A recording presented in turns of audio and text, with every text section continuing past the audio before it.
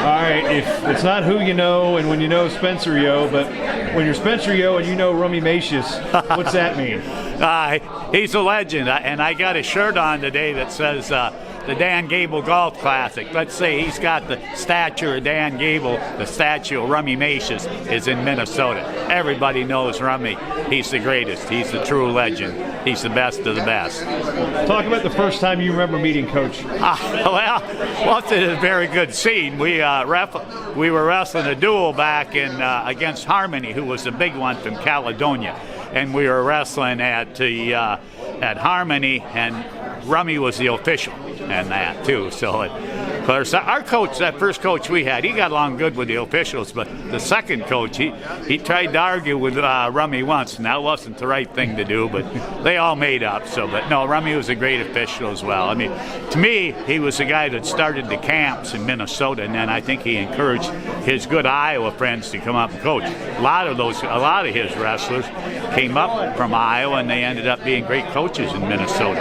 And then he probably produced the greatest coach ever in Don Dravis from Staples. I thought the greatest high school coach ever, because he did it the right way, and I mean, there wasn't any recruiting at that area. He just did the work in the room and that. So, and they all loved him. And Roy Minner too could tell so many stories. The late Roy Minner, I wished he was here with all the Rummy stories. And he's got some great ones too there. And trust me, you're not gonna outfox Rummy. Rummy was the greatest. Yeah. At 100 years old, he still loves to talk. What was one thing that made him unique, not just as a coach and an official, but somebody who had a landmark on the state of Minnesota's wrestling future? Well, Rummy was Minnesota wrestling for years. He's the guy we all looked up to, and Rummy had the great sense of humor, and Rummy was for wrestling first, last, and forever.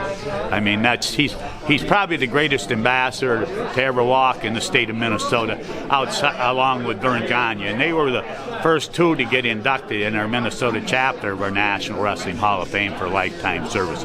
Rummy obviously was the #1 vote getter, and Vern went in as outstanding American. And I don't think you could ask for two greater legends in the state of Minnesota. And to have one here amazing at 100 years old, it's just mind-boggling. And he looks as good as he did 50 years ago, So the story is Rummy's been 90 going on 22, 95 going on 22, 100 going on 22. What do you think attributes to his vigor for wrestling and for life?